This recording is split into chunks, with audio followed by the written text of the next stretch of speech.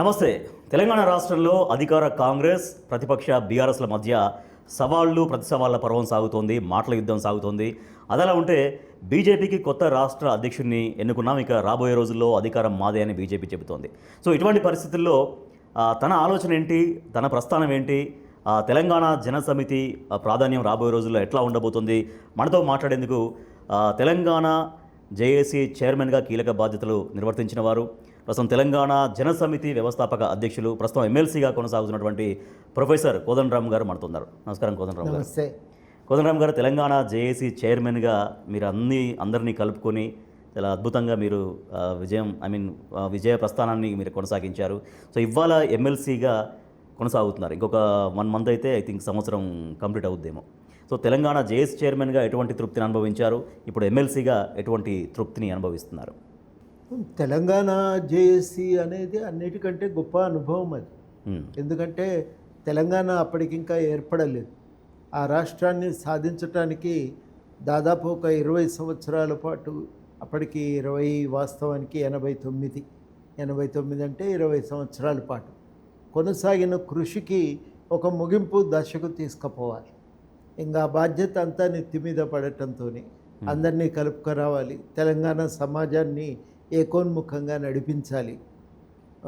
ఆ ఉద్యమానికి ఒక స్పష్టమైన మార్గనిర్దేశన చేయాలి. అది మా ముందు ఉన్న కర్తవ్యం. ఇక ఆ కర్తవ్యాన్ని నిర్వర్తించడం పెద్ద ఛాలెంజ్. అది విజయవంతం అవుతే తెలంగాణ వస్తుంది. మేము ఒక్క తప్పుటడుగు వేసినా తెలంగాణ ఆగిపోతుంది. శాశ్వతంగా మేము ప్రజల దృష్టిలో నేరగాళ్ళుగా మిగిలిపోతాం. ఈ భయం మాకు ఉండేది. ఆ భయం కారణంగా ఒళ్ళు దగ్గర పెట్టుకొని, మన వెనక ప్రజలు ఉన్నారు, ఆ ప్రజల ఆకాంక్షలు ఉన్నాయి, అనేక మంది బలిదానాలు దృష్టిలో పెట్టుకోవాలి, జాగ్రత్తగా అడుగు వేసుకుంటూ పోవాలి, ఎక్కడ మనం తొందరపడద్దు, ఒక మాట ఎక్కువ మాట్లాడటానికి వీల్లేదు, చాలా జాగ్రత్తగా మనం వ్యవహరించాలి. ఒక పెద్ద బాధ్యత ఇది, చారిత్రక కర్తవ్యం ఇది, అనేక ఏళ్ల కళ నెరవేరుతున్నటువంటి సమయం ఇది. ఈ సమయంలో ఎన్ని జాగ్రత్తలు పాటించాలో అన్ని జాగ్రత్తలు పాటించాల్సిందే అని నిర్ణయించుకొని చాలా జాగ్రత్తగా కార్యాచరణను ప్రజల ఆకాంక్షలకు అనుగుణంగా వాళ్ళ యొక్క సంసిద్ధత యొక్క స్థాయిని బట్టి ఆ కార్యక్రమాన్ని తయారు చేసుకుంటూ రావటం చాలా పెద్ద ఛాలెంజ్. అది తెలంగాణలో మేము అంత పెద్ద ఒక కర్తవ్యాన్ని నిర్వర్తించే అవకాశం రావటము నిజంగా మా అదృష్టం. రైట్. ఇప్పుడు ఎమ్మెల్సీగా మీరు కొనసాగుతున్నారు. సో ఎమ్మెల్సీగా ఎటువంటి తృప్తి పొందారు? ఈ ఎమ్మెల్సీగా ఉన్నటువంటి ఈ కాలంలో మీరు అడ్రస్ చేసినటువంటి విషయాలు ఏమున్నాయి? అది పెద్దది. జేఏసీ అనే చైర్మన్ అనేది పెద్ద కర్తవ్యం. అది డెఫినెట్గా పెద్ద కర్తవ్యం. నేను ఇంతకుముందు అన్నట్టు చరిత్రలో అట్లాంటి అవకాశం దొరకటం కూడా మాకు ఒక అదృష్టం. అది ఓకే. ఎమ్మెల్సీ అనేది అంతటి స్థాయి కాదు, దేన్ని నేను తక్కువ చేస్తలేను, కానీ దీని ప్రత్యేకత దీనికి ఉన్నది. ఇవాళ ఇది మొట్టమొదటిసారి ఇట్లాంటి ఒక అవకాశం దొరికింది. ఈ ఇచ్చిన అవకాశాన్ని ప్రజల కోసం ఉపయోగించాలి. ఎట్లా ఉపయోగించాలి, ఏం చేయాలి ప్రజల కోసం, అది మాకు ఇవాళ ఉన్న సీరియస్ టాస్క్. వాళ్ళ ముందు మనము అనేక సమస్యలతో వస్తారు. ఇదివరకు అంటేనేమో తోచిన కాడికి ఆందోళన చేసినాం, రిప్రజెంటేషన్లు ఇచ్చినాం, ఒక న్యాయం కోసం ఒక ప్రయత్నం చేసినాం. ఇవాళ అట్లా కాదు. ఇవాళ ఏంటంటే ప్రభుత్వంతో మాట్లాడి ఒప్పించి ఒక పరిష్కారాన్ని సాధించాలి. అది ఇవాళ ఒక జటిలమైన విషయం. అందుకని చట్టం తెలిసి ఉండాలి, ప్రక్రియలు అర్థమై ఉండాలి, అక్కడ విధాన చేసేటువంటి అధికారుల పైన ఒక అంచనా ఉండాలి. వాటన్నింటినీ తెలుసుకొని చాలా జాగ్రత్తగా మనం ఆ సమస్య పరిష్కారానికి పూనుకోవాలి. ఇక్కడైనా అంతే, తొందరపడ్డామనుకోండి నాకు పోయేదనే దానికంటే ప్రజలకు నష్టం జరుగుతుంది. వాళ్ళకు నష్టం రానియొద్దు కదా, బాధ్యత మా మీద ఉంటుంది కదా. అది మనం ఇవాళ సీరియస్గా తీసుకోవాల్సి ఉంటుందని చెప్పి. సో మిమ్మల్ని ప్రేమించే వాళ్ళు, మిమ్మల్ని అభిమానించే వాళ్ళు, ఇష్టపడే వాళ్ళు కోదండరామ్ గారు ఎప్పుడో చట్టసభల్లో ఉండాలి అని చాలామంది కోరుకుంటారు. అదేమన్నా ఆలస్యమైనట్టుగా మీరు అనుకుంటున్నారా? అంటే సహజంగా మీకు చట్టసభలు అంటే ఇంట్రెస్ట్ ఉందో లేదో అనేది కూడా పెద్దగా తెలియదు, బట్ ఆలస్యమైందని అనుకుంటున్నారా ఏమన్నా? ఏదో ఆలస్యం అనేది ఎందుకుంటుందండి, దానికి ఏదో ఒక సమయము అంతే. ఇవాళ మారిన సమయాలు, ఆ మార్పు కోసం మేము చేసిన కృషి, ఇవన్నీ దృష్టిలో పెట్టుకొని గత కాలంలో పాలకులు చేసిన మా పట్ల అనుసరించిన వైఖరి పట్ల సమాజంలో వచ్చిన వ్యతిరేకత అవన్నీ ఒక పక్వానికి వచ్చినప్పుడు సహజంగానే ఆ నిర్ణయం అనేది జరిగింది. అది ఓకే. సమయం అనేది ఈ ఇది ఆ రోజు వస్తే బాగుండు, ఇవాళ వస్తే బాగుండు ఇట్లా అనుకోవటం వల్ల వచ్చే ప్రయోజనం ఏమున్నది? ఏం లేదు. దాంతో వచ్చే ప్రయోజనం లేదు. అట్లా ఆలోచించటం వల్ల మనకు కలిగేటువంటి కొత్తగా వచ్చే ఫలితం కూడా ఏం లేదు. కాబట్టి వాటి గురించి ఆలోచించటం అనవసరం. ఇవాళ ఈ అవకాశం దొరికింది, ఆ అవకాశాన్ని ఎట్లా ఉపయోగించాలనేదే ప్రధానమైన ప్రశ్న నా దృష్టిలో. ఆ అవకాశాన్ని ఉపయోగించే ప్రయత్నం చేయాలి. సో ఎమ్మెల్సీగా ఒకసారి అంటే మీరు ఓటమి చెందారు.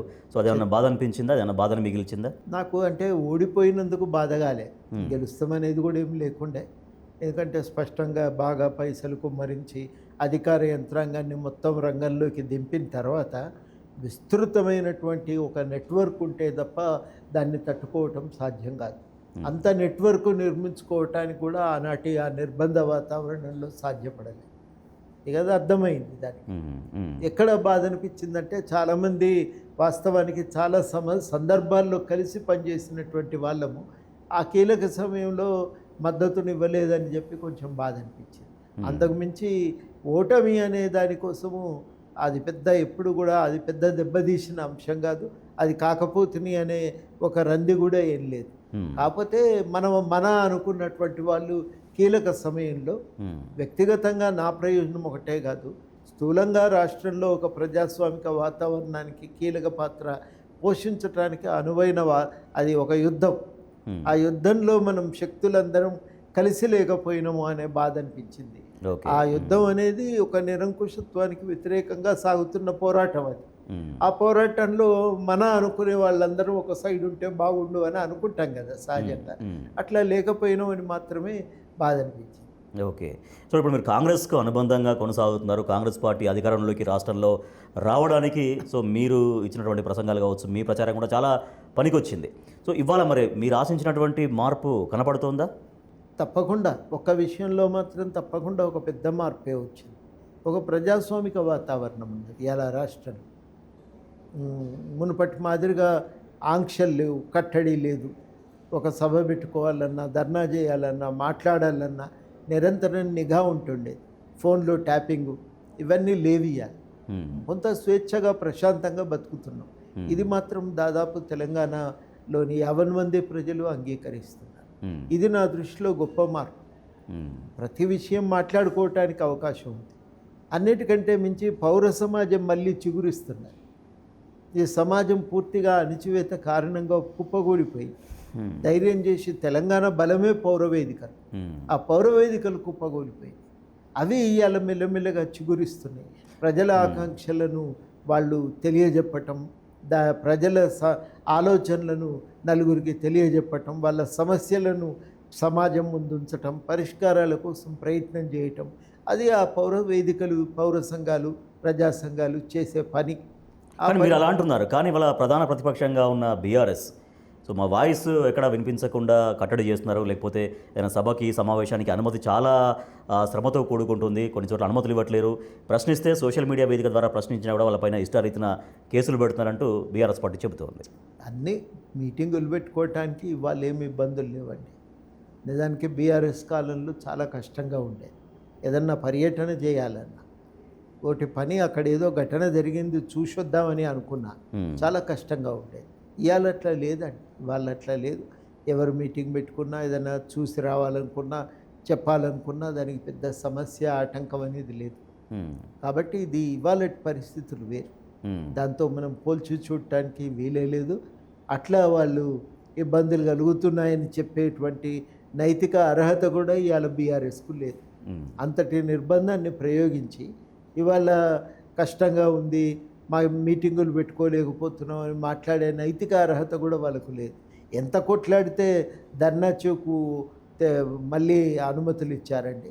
చాలా కొట్లాడి ధర్నాలు చేసి, ఆందోళనలు చేసి, ర్యాలీలు నిర్వహించి, కేసుల్లో ఇరుక్కొని ఆఖరికి రాష్ట్రపతి దాకా కూడా గారి దగ్గరికి కూడా వెళ్తే, రామ్నాథ్ కోవింద్ గారి దగ్గరికి అక్కడికి కూడా వెళ్ళి చెప్పుకుంటే, కోర్టులో పిటిషన్ వేస్తే అప్పుడు న్యాయం జరిగింది. ఆ పరిస్థితులు ఇవాళ లేవు కదా. ఇవాళ పరిస్థితికి అప్పటి ఉన్న వాతావరణాన్ని పోల్చి చూడటానికి అవకాశమే లేదు. యాపిల్ పళ్ళే, గులకరాలే రెండింటిని పోల్చడం ఎంత కష్టమో ఇది కూడా అంతే. కానీ ప్రజాపాలన అన్నారు, మొత్తం ప్రజా వ్యతిరేక పాలన సాగిస్తున్నారంటూ దానికి అనేక ఉదాహరణలు చెప్తున్నారు. కంచగచ్చిబౌలి భూముల విషయంలో విద్యార్థులపైన వ్యవహరించిన తీరు కావచ్చు, తర్వాత ఇక్కడ అశోక్ నగర్ విద్యార్థులపైన లాఠీ చార్జ్ చేసిన విషయాన్ని కావచ్చు, తర్వాత ఇటువంటి ఇష్యూస్ అన్నీ కూడా చెప్తూ ఉన్నారు. సో ఒకసారి లాఠీ చార్జ్ చేసిన మాట వాస్తవమే, కానీ తర్వాత మేమందరం కూడా ఇది కరెక్ట్ కాదు అని చెప్పినాక తర్వాత మళ్ళీ విద్యార్థులు అశోక్ నగర్ చౌరస్తా వద్ద పెద్ద ఎత్తున ర్యాలీ చేసినా కానీ వాళ్ళ మీద ఏం చర్యలు తీసుకోలేదు. అప్పుడు ముఖ్యమంత్రి గారే స్వయంగా చెప్పారు, మన పిల్లలే, వాళ్ళు ఏదో బాధలో ఉన్నారు, వాళ్ళు రోడ్ల మీదకి వచ్చినంత మాత్రాన మనకు శత్రువులు కాదు, వాళ్ళని ఏమీ అనొద్దని చెప్పి ముఖ్యమంత్రి గారే స్వయంగా ప్రకటించారు. సరే, లగచర్ల విషయం వేరు. లగచర్ల ఘటనను దాన్ని అన్నింటితోని మనం పోల్చి చూడటానికి వీల్లేదు. అది ఎందుకు వీల్లేదు అంటే అక్కడ స్వయంగా ఆ ఊరికే, అక్కడ వాస్తవానికి బహిరంగ విచారణ అక్కడ కాదు, వేరే గ్రామంలో. ఆ బహిరంగ విచారణ అక్కడికి జనం రావట్లేదు, మనమే జనం దగ్గరికి పోదామని కలెక్టర్ గారు వచ్చినప్పుడు అక్కడ గ్రామంలో ఉన్న రాజకీయ నాయకత్వం, బీఆర్ఎస్ నాయకులు కూడా దాన్ని నడిపిస్తూ ఉన్నారు. వాళ్ళు ఆయన మీద దాడి చేయకుండా ఉంటే లగచర్ల పరిస్థితి వేరుగా ఉండేది. మీరు లగచర్ల అంటారు, మీరు అదే ఆదిలాబాద్ దిలావర్పూర్లో ఇంతే తీవ్రంగా ఆందోళనలు జరిగినాయి. మరి అక్కడ ఫ్యాక్టరీని మూసేసిండ్రు, అక్కడ ప్రజల డిమాండ్ను ప్రభుత్వం మన్నించింది, వాళ్ళతో కలెక్టర్ గారు సుదీర్ఘంగా చర్చలు కూడా చేశారు. అంటే ఆందోళన నిర్వహించే క్రమంలో కలెక్టర్ మీద కనుక దాడి జరగకపోయి ఉంటే, కలెక్టర్ గారు ఊళ్ళోకి వచ్చినప్పుడు ఆయనకు అన్ని విషయాలు వివరించడానికి అవకాశాన్ని వాడుకొని ఉంటే బహుశా ప్రభుత్వం వైపు నుంచి కూడా జాగ్రత్త పడవలసిన ఒక ఒత్తిడి ఉండేది. కాబట్టి ఆ లగచర్లను మనం మిగతా వాటితో మనం పోల్చిపెట్టు. కానీ అంటే విద్యార్థుల విషయంలో కోదండరామ్ గారు మాట్లాడాల్సినంత స్థాయిలో మాట్లాడలేదు అన్నటువంటి విమర్శ మీద కూడా వచ్చి ఉంటుంది. దానికి ఏం సమాధానం చెప్తారు? ఉన్నది, అన్ని విషయాలు మునుపటి మాదిరిగా రోడ్ల మీద పోతలేవు, వాస్తవం. దాంట్లో మళ్ళీ రెండో అభిప్రాయం అవసరం లేదు. కానీ ఒక తేడా ఏంటంటే అప్పుడు మేము గవర్నమెంట్తో మాట్లాడటానికి, వాదించడానికి వెసులుబాటు లేదు. ఇవాళ ఉన్నది. ఉన్నప్పుడు మేము మాట చెప్పినప్పుడు వాళ్ళు చర్చించటానికి, వినటానికి సిద్ధంగా ఉన్నప్పుడు మేము కూడా తొందరపడటానికి వీల్లేదు కదా. ఇప్పుడు ఇక్కడ విద్యార్థులు క్యాలెండర్ మధ్యలో ఈ ఎస్సీ వర్గీకరణ కారణంగా ఆగిపోయింది, అది చెదిరిపోయింది. ఆ చెదిరిపోయిన క్యాలెండర్ను మళ్ళీ ప్రకటించాల్సిన అవసరాన్ని, అదేవిధంగా ఒక ఉద్యోగాలకు ఒక నోటిఫికేషన్ గురించి అడిగినప్పుడు దాన్ని గవర్నమెంట్ సానుకూలంగా స్పందించి, మీరు అనుకున్నట్టుగా మేము అన్ని పనులు చేయలేము, కానీ ఏదైనా తప్పకుండా గవర్నమెంట్ వ్యతిరేకమైతే కాదు. అంటే ముఖ్యమంత్రి గారిని మీరు నేరుగా, అంటే రెగ్యులర్గా ఫ్రీక్వెంట్గా కలుస్తున్నారా? మీ సూచనలు చెప్తున్నారా? అవసరం చెప్పినప్పుడు వారు రిసీవ్ చేసుకుంటున్నారా? ప్రభుత్వంగా రిసీవ్ చేసుకుంటుంది కాబట్టి మాట్లాడటం. ఇప్పుడు ముఖ్యమంత్రి గారి దగ్గరికి అన్నిసార్లు పోవలసిన అవసరం లేదు. డిప్యూటీ సీఎం గారు ఉన్నారు, ఒక్కొక్కసారి చీఫ్ మినిస్టర్ ఆఫీసులో సెక్రటరీ ఉంటాడు, చీఫ్ మినిస్టర్కే, ఆయనను కలవచ్చు. ఒక్కోసారి మంత్రుల దగ్గరికి పోవచ్చు, లేకపోతే సీఎం సలహాదారులను కలవచ్చు. రకరకాల మార్గాలు ఉన్నాయి కదా. అవన్నీ ఎగ్జాస్ట్ అయినప్పుడు అప్పుడు మనం సీఎం గారి దగ్గరికి పోవటానికి ప్రయత్నం చేస్తాం. ఇప్పటి వరకు నాకు తెలిసి అట్లాంటి అవసరం రాలేదు. కానీ ఏదైనా విషయం ఉన్నప్పుడు రకరకాల సందర్భాల్లో ముఖ్యమంత్రి గారిని కలుస్తున్నాం, చెప్తూనే ఉన్నాం, వారు కూడా వింటున్నారు, వినకుండా ఏది తిరస్కరించట్లేదు. ఒక డోర్ ఓపెన్గా ఉంది. మా ప్రభుత్వము ఏదన్నా చెప్తే రిసీవ్ చేసుకుంటున్నది, వింటున్నారు. ఏ స్థాయిలో కావచ్చు, బట్ వింటున్నప్పుడు మరి మేము కూడా తొందరపడి ప్రయోజనం లేదు. ఒక అవకాశాన్ని సద్వినియోగం చేసుకోవాలి. ఎందుకంటే అంతిమంగా జరగాల్సింది నా కాడ వచ్చే ప్రయోజనం ఏం లేదు. అవును, వ్యక్తిగతంగా మీకేముంటుంది? ఉండేది ఏం లేదు. అంతిమంగా జరగవలసింది ఏంటంటే విద్యార్థులకు న్యాయం జరగాలి. ఆ న్యాయం చర్చల ద్వారా అవకాశం కలిగినప్పుడు దాన్ని ఉపయోగించుకోలేకపోతే మాది మూర్ఖత్వం అవుతుంది, అవివేకం అవుతుంది. సమయం వచ్చినప్పుడు, న్యాయం జరగనప్పుడు, విద్యార్థుల సమస్యలకు, విద్యార్థులకు మాత్రమే కాదు యువత సమస్యలు పరిష్కారం కానప్పుడు తప్పకుండా దాని గురించి అడగాలి. కానీ మేము ఈ సమస్యల విషయంలో కాంప్రమైజ్ కాలేదు, అవి అడుగుతున్నాం. ఒక యువజన విధానం రావాలి, ఉపాధి కల్పనపై దృష్టి పెట్టాలి, దానికి పలు మార్గాలు ఉన్నాయి, ఆ మార్గాలను అన్వేషించండి. ఆ తొవ్వలో ప్రయాణించే చర్యలు తీసుకోండి అని మేము నిరంతరం చెప్తున్నాం. ఏ డిమాండు సాధన కోసం, ఏ డిమాండ్ల సాధన కోసం అప్పుడు 10 ఏళ్ళు మేము కొట్లాడినాము. ఆ డిమాండ్ల సాధన కర్తవ్యాన్ని వదిలిపెట్టలేదు. అది మేము ఆ డిమాండ్లను మేము మర్చిపోలేదు. ఆ డిమాండ్లను వదిలిపెట్టలే, ఇవాళ గాలికి వదిలేయాలి. ఆ డిమాండ్ల కోసమే ఇప్పుడు కూడా పనిచేస్తున్నాం. ఓకే, మార్గం వేరు. అది నేను ప్రధానంగా చెప్పదలుచు. రైట్. కాంగ్రెస్ ప్రభుత్వం మార్పు అనే నినాదంతో అధికారంలోకి వచ్చింది. మెయిన్గా 6 గ్యారెంటీలు 100 రోజుల్లో అన్నారు. కానీ వాళ్ళ 6 గ్యారెంటీలు అన్నీ కూడా పూర్తి స్థాయిలో అమలు కానటువంటి పరిస్థితి ఉందనేది ప్రజలే చెప్తున్నటువంటి మాట. సో ఆ విషయంలో అంటే ముఖ్యమంత్రి గారు అంటున్నారు ఇక్కడ మొత్తం ఖజానా ఖాళీ అయిపోయింది, గత ప్రభుత్వం మొత్తం అప్పుల రాష్ట్రంగా మార్చింది అనేది. సో ఇదంతా కూడా ప్రజలు అర్థం చేసుకుంటారనుకుంటున్నారా? ఒక 2 విషయాలండి. మొదటిది ఏంటంటే, ఏ ప్రభుత్వమైనా అధికారంలోకి రాగానే మేనిఫెస్టో మొత్తం అమలు చేయదు. అమలు చేయటం, ఆ అమలు చేసే లక్ష్యంతో పనిచేయటం వాళ్ళ బాధ్యతగా వాళ్ళు స్వీకరించారు. దాన్ని వదిలిపెడతలేరు. ఇప్పుడు 2 జరుగుతున్నాయి. ఒకటి, ప్రభుత్వం వదిలిపెడతలేదు, జనం కూడా ప్రతిరోజు ఆ మేనిఫెస్టోలోని అంశాలను రాసి పెట్టుకుంటున్నారు. ఎక్కడ పోయినా దాన్ని చూపిస్తున్నారు, దాన్ని చూపించి అడుగుతున్నారు. 2 కూడా నా దృష్టిలో మంచి పరిణామాలు. ఈ నేపథ్యంలో గవర్నమెంట్ కూడా దాన్ని వదిలిపెట్టే పరిస్థితి లేదు కాబట్టి ఇవాళ చాలా కీలకం ఏంటంటే, ఈ విషయాలపైన చర్చ జరుపుకోవటానికి అవకాశం చేస్తామంటున్నారు. నీకు సమయం ఉంది కదా, అయిపోలే, వాళ్ళ టర్మ్ అయిపోలే, చేస్తామంటున్నారు. ప్రాధాన్యతలు ఉంటాయి ప్రతి ప్రభుత్వానికి. డెఫినెట్గా ప్రాధాన్యతలో మహిళలకు ఉచిత బస్సుకు మొదటి ప్రాధాన్యతనిచ్చారు, రుణమాఫీకి ప్రాధాన్యతనిచ్చారు. ఇంకా అందులో కొన్ని చిన్న చిన్న చిక్కులు ఉన్నాయి, కొంతమందికి ఇంకా అందలేదు, దాని విషయం ఆలోచించాల్సిన అవసరం ఉంది. రైతు భరోసా అమలు చేశారు. అట్లా చాలా విషయాలు. విద్యారంగ పునరుద్ధరణ కోసం ప్రయత్నం చేస్తున్నారు. వైద్యం పునరుద్ధరణ, అందరికీ వైద్యం అనే నినాదం అమలు కోసం ప్రయత్నం చేస్తున్నారు. ఒక పాలనా యంత్రాంగాన్ని పటిష్టం చేసి కొంచెం బాధ్యతగా ప్రజల పట్ల జవాబుదారీతనంతో మనం బాధ్యతగా వ్యవహరించవలసినటువంటిది ఒక కొత్త ఆలోచనలను. కానీ ప్రజలను ఏమార్చడం కోసం, ప్రజలకి ఇచ్చినటువంటి హామీలు అమలు చేయకపోవడం వల్ల మమ్మల్ని నిందిస్తున్నారు, బదనాం చేస్తున్నారు అంటూ బీఆర్ఎస్ పార్టీ నాయకులు మాట్లాడుతున్నారు. సో అప్పుల రాష్ట్రంగా మార్చారనడం అనేది శుద్ధ అబద్ధం. మేము ఎఫ్ఆర్బిఎం పరిమితికి లోబడే అప్పులు చేశామనేది బీఆర్ఎస్ పార్టీ చెప్తూ వస్తుంది. మితిమీరిన అప్పులు చేయటం ఇలా రాష్ట్రానికి ఒక సమస్య అనేది అందరం అంగీకరించవలసిందే. దాంట్లో మళ్ళీ ఇక మినహాయింపులు, సంజాయిషీలు ఇచ్చి ప్రయోజనం లేదు. ఇవాళ రాష్ట్రం అప్పుల పాలైంది. మనం తెచ్చిన వార్షిక బడ్జెట్లో దాదాపు ఒక 20-30 వేల కోట్లు అప్పులు కట్టడానికే పోతున్నాయి. చాలా మామూలుగా చెప్పాలంటే, కొత్తగా అప్పు తెస్తే 80 రూపాయలు 85 పైసలు పాత అప్పుకు పోతున్నారు, 15 పైసలే మిగులుతున్నారు. ఈ పరిస్థితి అయితే తలెత్తి, ఇది చాలా దురదృష్టకరమైన పరిస్థితి. ఇది ఒకటే కాదు, భవిష్యత్తు ఆదాయాన్ని కూడా తాకట్టు పెట్టారు. రేపు రాబోయే ఆదాయాన్ని తాకట్టు పెట్టారు. బయటికి కనబడుతున్న అప్పు ఒక భాగం. చాలా కీలకం ఏంటంటే, ప్రతి శాఖలో ఏదో ఒక రకంగా రేపు రాబోయే ఆదాయాన్ని కూడా ఇలా తాకట్టు పెట్టి ఆదాయం కూడా తీసుకొచ్చి ఇలా ఖర్చు పెట్టారు. ఇప్పుడు విద్యుత్ శాఖ ఉంది, బోల్డ్ అయిన అప్పులు వాళ్ళ ఆస్తులు తాకట్టు పెట్టి తెచ్చారు. మున్సిపల్ శాఖ ఉంది, హైదరాబాద్ మున్సిపల్ కార్పొరేషన్ ఉంది, బోల్డ్ అన్ని ఆస్తులు తాకట్టు పెట్టి తెచ్చిండ్రు. కొన్ని ఫ్లైఓవర్లు వేసిండ్రు. మిగిలిన డబ్బులు ఏమైనాయి అంటే మనకు తెలియదు. ఇవాళ రేపు జిహెచ్ఎంసీకి వచ్చే ఆదాయం కూడా ఈ అప్పులు కట్టడానికే పోతుంటాయి. ఇట్లాంటివి చాలా జరుగుతున్నాయి. మనకు అంటే గత అప్పులు చేసినా ఏం చేసినా ప్రజల నుంచి మేము వ్యతిరేకత ఎదుర్కోలేదు, ప్రజలకు ఏమేమి అందించాలో అన్నీ అందించామనేదే బీఆర్ఎస్ చెప్తున్నటువంటి వాదన. వ్యతిరేకత ఎదుర్కోకపోతే ఎందుకు ఓడిపోయి? సమాధానం వాళ్ళే చెప్పాలి కదా. మాకెన్నడూ వ్యతిరేకత రాలేదని మాట్లాడతారు. వ్యతిరేకతే లేకపోతే ఎందుకు ఓడిపోయింది? 1, 2 నేను చాలా సూటిగా చెప్పేది ఏంటంటే, కాంగ్రెస్ పాలనను మూల్యాంకనం చేయటానికి ప్రమాణం బీఆర్ఎస్ కాదు.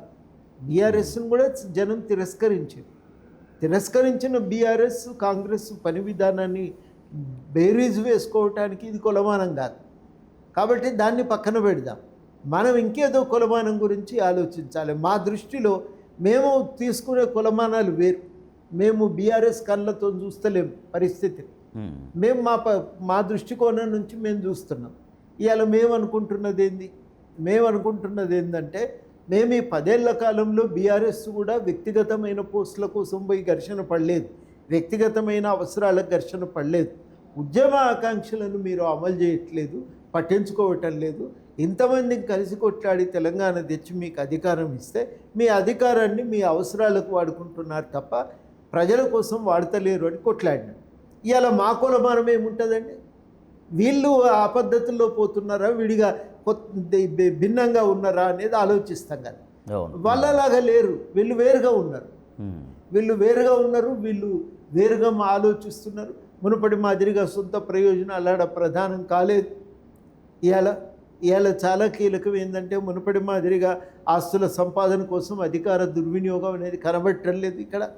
ఇవన్నీ కూడా ఒక కొత్తగా మేము ఆ కులమానాలు పెట్టుకొని చూస్తాం కదా. మీ కులమానం మేము ఎందుకు తీసుకోవాలి?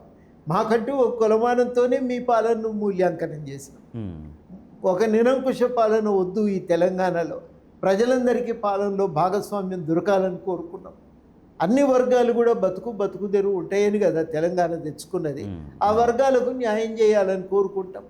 మేము ఈ కోణంకెళ్ళి చూసినప్పుడు మాకు భిన్నంగా కనబడుతుంది కదా పరిస్థితి. మా అనుభవం ఒకటి ఉంది. ఆ అనుభవంతో మేము చూసినప్పుడు మాకు ఇది భిన్నంగా కనబడుతుంది. మరి భిన్నంగా కనబడుతున్నప్పుడు మేము మా అనుభవం చూసి మాట్లాడతాం, కానీ నీ అనుభవాన్ని ప్రమాణంగా తీసుకొని నేనెందుకు మాట్లాడాలి?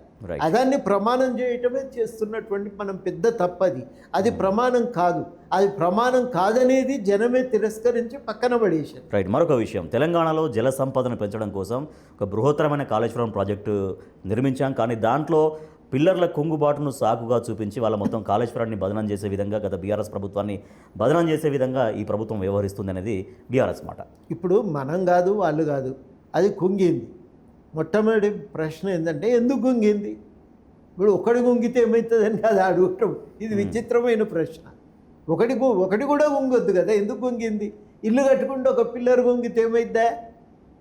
మళ్ళీ లేపి మళ్ళీ కట్టుకుంటా అంటాడా ఎవడన్నా? ఆ ఒకటి కూడా కుంగకూడదు కదా, ఎందుకు కుంగింది అనేది ప్రశ్న. అది కూడా మీరు కుట్ర కోణం కూడా ఉంది అనేటువంటి చర్చ కూడా సాగుతుంది. కుట్ర కోణం కాదు, అందరు కూడా దానికి రాష్ట్ర ప్రభుత్వము దాన్ని మీద పోయి నివేదిక తయారు చేయలేదు, రాష్ట్ర ఇంజనీరింగ్ డిపార్ట్మెంటు చేయలేదు. నేషనల్ డ్యామ్ సేఫ్టీ అథారిటీ అనేది ఒక జాతీయ సంస్థ. ఆ జాతీయ సంస్థ ఉండాలా లేదా అనే దానిపైన నాకు భిన్న అభిప్రాయాలు ఉన్నాయి. కానీ ఆ విషయాలను కాసేపు పక్కన పెడితే ఎన్డిఎస్ఏ అనేది నేషనల్ డ్యామ్ సేఫ్టీ అథారిటీ, డ్యామ్ల భద్రత గురించి ఆలోచించే జాతీయ సంస్థ ఏమన్నదంటే ఈ ప్రాజెక్టు డిజైన్లో లోపాలు ఉన్నాయి, నిర్మాణంలో లోపాలు ఉన్నాయి, ప్రమాణాల్లో లోపాలు ఉన్నాయి. ఈ డ్యామ్ను మీరు ఏమాత్రం నీళ్లు నిలిపినా ఇది కష్టం, దీనికి ప్రమాదం పొంచి ఉన్నది, నీళ్లు నిలపడానికి వీలు లేదు అని అన్నారు. అంటే అర్థమైంది, 2 పిల్లర్లే పోయినాయి, లేపు మళ్ళా సపోర్ట్ పెట్టి మళ్ళీ నీళ్లు నింపండి అని అంటలేరు వాళ్ళు ఎవరు? ఇక్కడ వాళ్ళు ఈ రాజకీయాల్లో లేరు. వాళ్ళు నిపుణులు. వాళ్ళు ఏమంటుండంటే కట్టెలు పెట్టి నిలబెట్టి మళ్ళీ నీళ్ళు నింపితే నిలిచేది కాదు, మీరు నీళ్లు నింపితే ఈ డ్యామ్ ఇంకా ప్రమాదకరంగా మారుతుంది, అక్కడ ఒకటే కాదు ఇంకా కూడా కూలిపోయే ప్రమాదం కూడా ఉంది కాబట్టి వాళ్ళు ఏమంటున్నారు, ఈ డ్యాంలో నీళ్లు నింపొద్దు అని అంటున్నారు. రైట్. అందుకని మనం ఆ రకంగా మాట్లాడటం కరెక్ట్ కాదు. అది ఎందుకు కుంగింది అనేది కీలకం. ఆ ఎందుకు కుంగింది అన్నప్పుడు వాళ్ళు చాలా విలువైన 1000 పేజీల డాక్యుమెంట్ ఇచ్చారు. ఇప్పుడు ఈ గవర్నమెంట్ తొందరపడి మళ్ళా గట్టి మళ్ళీ కుంగిపోతే ఏమంటారు? గవర్నమెంట్ బదనాం అవుతుంది. మీరు ఇంజనీర్లం కాదని అడ్డగోలుగా నిర్ణయాలు తీసుకొని పైసలు వృధా చేసారు. మళ్ళీ అది జరగటానికి వీల్లేదు. ఆ వీల్లేదు కాబట్టి ఇవాళ గవర్నమెంట్ నిపుణుల అభిప్రాయాల కోసం ఆగింది. అందున దానికి తలకాయ లాంటిది మేడిగడ్డనే కుంగింది. ఆ మేడిగడ్డ మిగతాయి కూడా అదే ప్రమాదకర స్థాయిలో ఉన్నాయి అని. రైట్. మరొకటి, రాష్ట్రంలో చాలా ఇప్పుడు విస్తృతంగా జరుగుతున్న చర్చ గోదావరి బనకచెర్ల లింక్ ఉంది. దానికి కేంద్రము, తర్వాత ఏపీ గవర్నమెంట్, ఇక్కడ తెలంగాణ గవర్నమెంట్ 3 కలిసే చేస్తున్నాయి. సరే, ఇప్పటికైతే బనకచెర్లకు పర్మిషను కొన్ని పర్యావరణ అనుమతులు ఆపినా కూడా అది తాత్కాలిక ఆపడమే. కానీ బనకచెర్ల విషయంలో కేంద్రం, ఏపీ గవర్నమెంట్, తెలంగాణ గవర్నమెంట్ కలిసి తెలంగాణ రైతాంగాన్ని ఎండబెట్టే ప్రయత్నం చేస్తున్నాయనేది కూడా బీఆర్ఎస్ పార్టీ చెప్తున్నటువంటి వెర్షన్. మరి మీరు కూడా ఒప్పుకున్నారు కదా, కృష్ణలో నీళ్ళు లేవు, గోదావరి నీళ్ళే కృష్ణా బేసిన్లో వాడుకోవాలని కేసీఆరే అన్నాడు కదా. కేసీఆరే జగన్మోహన్ రెడ్డి గారితో కలిసి ఆ లింకుకు సంబంధించిన చర్చలు చేసిండ్రు కదా. 3-4 మీటింగులు జరిగినాయి కదా ఇద్దరి మధ్యన. మరి మీరెందుకు చేసిండ్రు? మీరు తిరస్కరించే పని అయితే. మీరెందుకు 3000 మిగులు జలాలు ఉన్నాయని అన్నారు? 3000 మిగులు జలాలు గోదావరిలో ఉన్నాయని, కృష్ణాలో వాడుకోవచ్చని మీరెందుకు పచ్చ జెండా ఊపారు? బేసిన్లు లేవు, భేషజాలు లేవు అనే మాట మీరు ఎందుకన్నారు?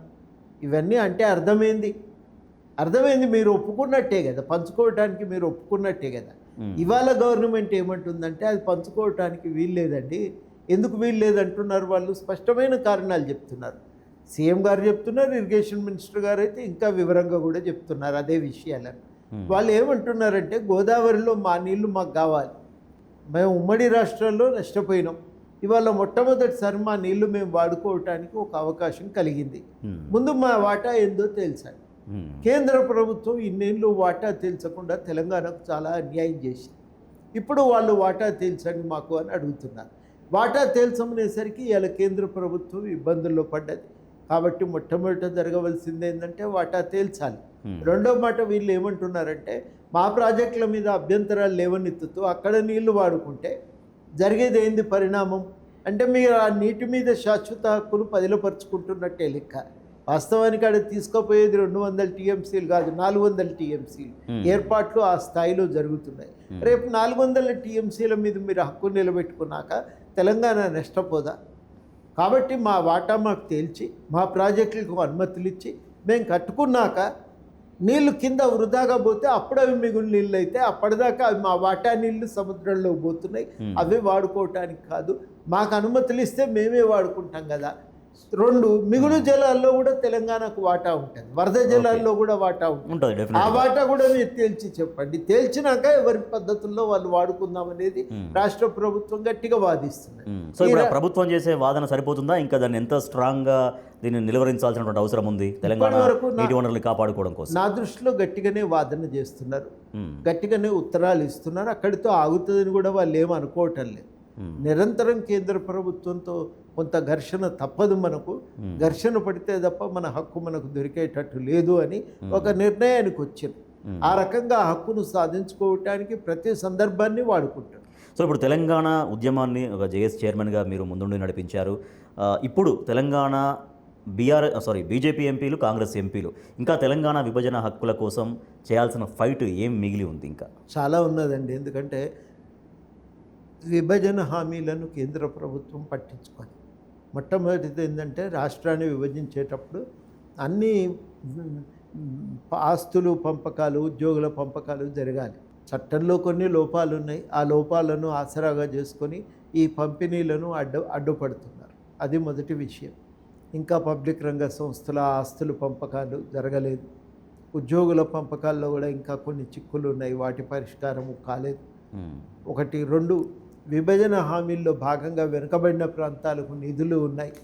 మూడోది ఏంటంటే విభజన హామీల ప్రకారమే మనకు కొన్ని సంస్థలు, అది అక్కడ మనకు ఖమ్మంలో ఒక ఉక్కు ఫ్యాక్టరీ కానీ, బయ్యారం ఉక్కు ఫ్యాక్టరీ కానీ, అదేవిధంగా కాజీపేట కోచ్ ఫ్యాక్టరీ, ఇట్లాంటివి ఇంకా చాలా ఉన్నాయి. మనకు ఒక ట్రైబల్ యూనివర్సిటీ రావాలి. ఇవన్నీ ఇప్పుడు జాతీయ హోదా అడుగుతున్నారు కదా, ప్రాజెక్టులకు జాతీయ హోదా, ఇవన్నీ కూడా ఇప్పుడిప్పుడు కొన్ని విషయాల్లో అడుగులు పడుతున్నాయి. కానీ ఇంకా అవి చాలా జరగవలసిన అవసరం ఉంది.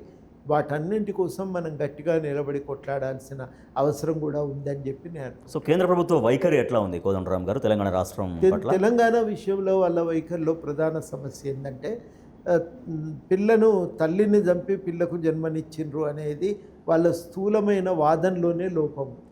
అంటే అన్యాయం జరిగింది తెలంగాణ, ఆ రాష్ట్రం ప్రత్యేక ప్రతిపత్తిని కోరుకోవటాన్ని తప్పుబట్టడం మంచిది కాదు. తెలంగాణ రాష్ట్రానికి ప్రత్యేక ప్రతిపత్తిని ఇవ్వటం అంటేనే ఇంతవరకు చేసిన దోపిడీని ఆపటం. ఆ దోపిడీకి అవకాశం పోవటమే ఆంధ్రకు కలిగిన ఒక నష్టము అన్న విధంగా కేంద్రం మాట్లాడుతున్నది. ఇది కేంద్ర వైఖరిలో పెద్ద లోపం. ఇది వాళ్ళు మొట్టమొదట తెలంగాణ ఏర్పాటుకు ఎందుకు చారిత్రక కారణాలను అర్థం చేసుకొని ఆ విభజనను అంగీకరిస్తే అప్పుడు తెలంగాణకు విషయంలో వాళ్ళు ఒక న్యాయమైన వైఖరి తీసుకోవటానికి వీలవుతుంది. వాళ్ళ మౌలికమైన దృష్టికోణమే మారవలసిన అవసరం ఉంది. సో ఇప్పుడు బీజేపీ వర్షన్ తీసుకుంటుంది ఏంటంటే తెలంగాణ సాధించినామని చెప్పిన వాళ్ళకి అవకాశం ఇచ్చారు, ఇచ్చిన వాళ్ళకి అవకాశం ఇచ్చారు, తెలంగాణకు సహకరించింది మేము కాబట్టి మాకు అవకాశం ఇవ్వండి అంటారు. సో బీజేపీకి ఇక్కడ తెలంగాణ రాష్ట్రంలో అధికారం వచ్చేంతటువంటి ఆ స్థాయి అదంతా కనపడుతుందా? అంటే ఈ 10 ఏళ్లలో తమకున్న అధికారాన్ని వాడి కృష్ణా జలాల పంపిణీ చేయలేదు, గోదావరి జలాల పంపిణీ చేయలేదు, ఈ రక్షణ వీటిని తెలంగాణ హక్కుల రక్షణను చేయలేదు. అన్నిటికంటే మించి తెలంగాణ ఏర్పాటుని వాళ్ళు తప్పుపట్టారు. వాళ్ళు ఎట్లా న్యాయం చేయగలుగుతారనేది మొదటి ప్రశ్న. రెండోది, తెలంగాణ కంటూ ఒక ప్రత్యేక అస్తిత్వం ఉంది. ఆ అస్తిత్వ పరిరక్షణ కోసం పూనుకోకపోతే ఎప్పటికైనా ఇబ్బందే వస్తాయి. ఇవి రెండోది చాలా కీలకమైనటువంటి అంశం నా దృష్టిలో. ఈ రెండు బీజేపీ ఈ రెండు విషయాల్లో కూడా బీజేపీ వైఖరి మారినంత వరకు తెలంగాణకు నష్టమే. రైట్.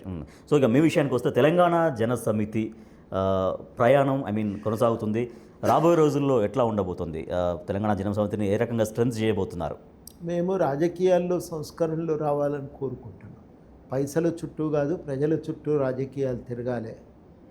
పైసల చుట్టూ రాజకీయాలు తిరిగే క్రమంలో రాజకీయాలకు ఉన్న సారం అంతా పోయింది, నిస్సారంగా మారిపోయినాయి. ఎంతసేపు వ్యక్తిగతమైన ప్రయోజనాలు సాధించుకోవటం ముఖ్యమైనప్పుడు భావోద్వేగాల ఆధారంగా గెలవటము ఇది జరుగుతుంది. ఆ రాజకీయాలు మారాలి.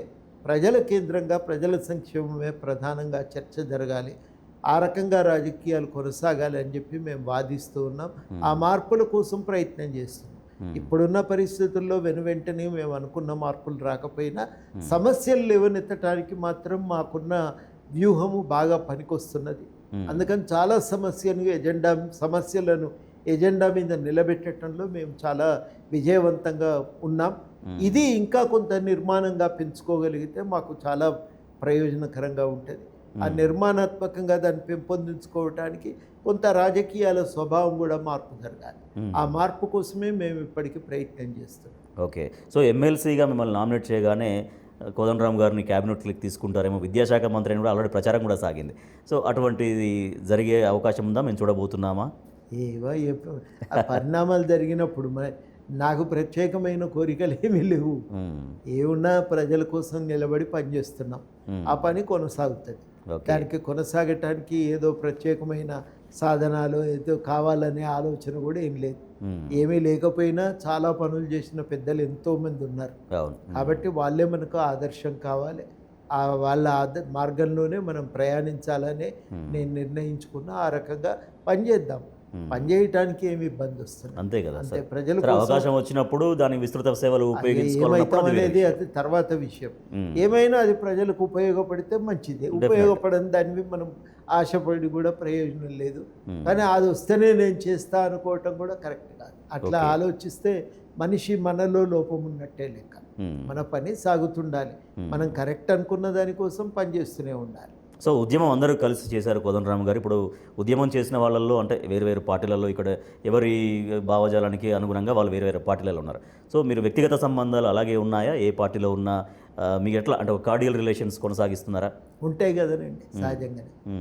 రాజకీయ దారులు మారిపోయినప్పుడు సహజంగానే ఒక దశ దాటి ఇంకా రిలేషన్స్ ఉండవు కానీ కలిసినప్పుడు సఖ్యత ఉంటుంది. పాత రోజులు గుర్తు చేసుకుంటాం, మాట్లాడుకుంటాం, ఎట్లున్నారని వ్యక్తిగత యోగక్షేమాలు తెలుసుకుంటాం. తప్పనిసరిగా అది మళ్ళీ అందరిలో ఆర్ద్రత కనబడుతుంది. అప్పటి సంబంధాలు అవన్నీ గుర్తుకొస్తుంటాయి. అంటే సరే, కేసీఆర్ గారిని ఎప్పుడన్నా ఎక్కడైనా సందర్భంలో కలిసారా? కేటీఆర్ గారితో ఎట్లా ఉంటుంది? కవిత గారితో, హరీష్ రావు గారితో జనరల్ రిలేషన్ కనబడితే మామూలుగా డయాస్ మీద కేటీఆర్ గారిని కలిసే అవకాశం కలిగింది. బాగానే ప్లెజెంట్రీస్, చాలా రోజులైంది, ఎట్లున్నారు, మీ పిల్లలు ఎట్లున్నారు, అట్లా కలుసుకోవటం, మాట్లాడుకోవటం, మీరు ఎట్లున్నారని వాళ్ళు అడగటం బాగానే ఉంది అక్కడి వరకు. ఆ తర్వాత అంతకు మించి కొంతమందితో అంతకు మించి చర్చ అవునండి. అందరితో అట్లా సాధ్యపడదు. రైట్. సో ఈ 1.5 ఇయర్లో కోదండరామ్ గారు సరే ప్రభుత్వంగా ఏమేం చేస్తుందో సరే జనం చూస్తున్నారు, జనం చర్చించుకుంటారు ఒకటైతే, ప్రధాన ప్రతిపక్షంగా బీఆర్ఎస్ ప్రజల పక్షాన చేస్తున్న ఫైట్ ఎట్లా అనిపిస్తుంది? అంటే మీ పక్షం ఎప్పుడైనా ప్రజల కోణంలో నుంచి మీరు చూస్తారు కాబట్టి అడుగుతున్నాను ఈ ప్రశ్న. నేను అనుకోవటం ఇప్పటికైనా వాళ్ళు తమను తాము సమీక్షించుకోవాలి. వాళ్ళు చేస్తున్న పెద్ద తప్పు ఏంటంటే తమ ఓటమికి ప్రజల్ని దోషులను చేస్తున్నారు. తమలో తాము చేసిన తప్పిదాల వల్ల ఓడిపోయినాం అనుకోవటం లేదు. ముందుగా ఆ దృష్టి అట్లాంటి ఆలోచన వదులుకోవాలి. అది వదులుకోనంత వరకు వాళ్ళు మళ్ళీ పునరుద్ధరించుకోవటం, పార్టీని బతికించుకోవటం కష్టం. రైట్. చివరిగా కోదండరామ్ గారు, అంటే మీ లక్ష్యాలు, మీ గమ్యాలు ఏమైనా నిర్దేశించుకున్నారా? అంటే రాబోయే రోజుల్లో ఏ రకంగా ఉండాలి? మీరు అన్నట్టుగా ఎమ్మెల్సీగా ఉండొచ్చు, లేదంటే మంత్రిగా ఉండొచ్చు, ఉండకపోవచ్చు. బట్ ఎప్పుడు నిరంతరం ప్రజల పక్షాన కోదండరామ్ గారి వాయిస్ అనేది ఎట్లా ఆశించవచ్చు? తప్పకుండా ఉంటామండి. అంటే నేను అనుకునేది ఏంటంటే అభివృద్ధి చెందాలే, తెలంగాణ ఫలితాలు అందరికీ దక్కాలనేదే మాకున్న ఆలోచన. దానికోసము నిరంతరం నిలబడతాం, పనిచేస్తూ ఉంటాం. ఏ పని చేసినా ప్రజలకు నష్టం జరగదు, అందరికీ మేలు జరగాలనేదే మా కోరిక. దానికోసమే పనిచేస్తూ ఉంటాం. రైట్. ఎప్పుడూ ప్రజల పక్షమే, తను ఎప్పుడూ ప్రజల కోసమే అండగా నిలబడతాను, ప్రజా సంక్షేమమే తను అనుకున్నటువంటి ఒక లక్ష్యం. ఇంకా మిగతా ఎటువంటి ప్రత్యేకమైన లక్ష్యాలు లేవు, ప్రజల క్షేమమే తనకి సంతృప్తినిస్తుందని చెప్తున్నారు ప్రొఫెసర్ కోదండరామ్ గారు. Thank you so much Kodandaram గారు.